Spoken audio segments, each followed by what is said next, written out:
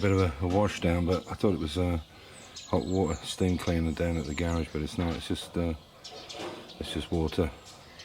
Cleaned up a little bit, but it's still manky. So I'll have to give it a clean off, scrape it, and we'll paint it. So it looks now. We'll see what it looks like at the end. It's not a massive amount better, but at least it's got a lot of the gunk off it. It's going to take quite a while, I think. I've got most of the crap out of the bell housing. It's a lot better than it was. It was absolutely caked in shit. But it's good enough for us to handle it and not get too manky.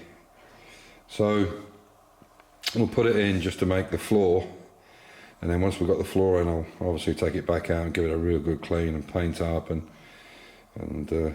yeah, make it look good, make it look nice. It works well. So yeah, I really need to find a steam cleaner, a really hot steam cleaner, but they're so hard to find these days. Not many garages have them. Reconfigured this lift-in frame. What was happening was the legs are so long here that what it was doing was actually twisted in because all the weight. So what I've done is I've took these hooks off, or opened them up, cut them off. In fact, I did. So it's easy to put the webbing strap over it. So as you can see, I've just quickly tacked that up. So there's one on the top and one on the bottom. This will stop it squeezing in at the top. It was trying to twist the frame.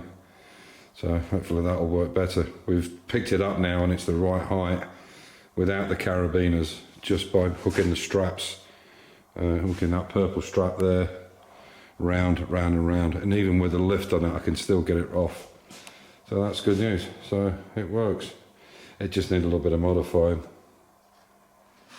So I'm going to try and put this gearbox in now again, and I'm going to get my hand to lift it in. And then we can put the cab back on, see where we are. So a couple of alterations. I've done these bars now across the top, stopping cranking inwards, and these little wooden bits so it can't move backwards or forwards. That seems to work quite well. So I'll get this box in. Hopefully it fits in one shot. So I've got the gearbox mounted in. There's a rubber just under here, so the gearbox has to come up, but it's only a couple of mil when it's on the engine, so shouldn't cause any problems. All we want to do is make sure we know where the floor is for the pedals and the gear stick and so on and so forth. So we've got it built up to about here. There's a 4x4 box section across here, so we're going to come across and then up at an angle onto the toe board, as it were. So I'll put the cab back on.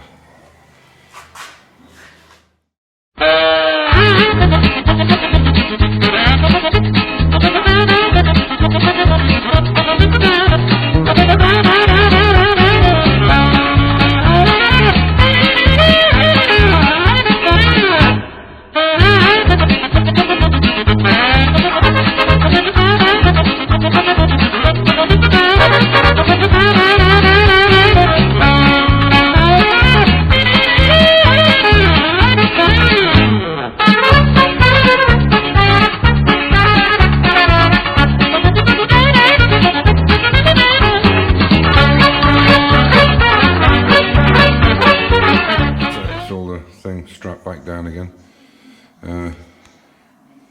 Let's see where the pedals are on the gearbox. So what we have to do now is make the inside. So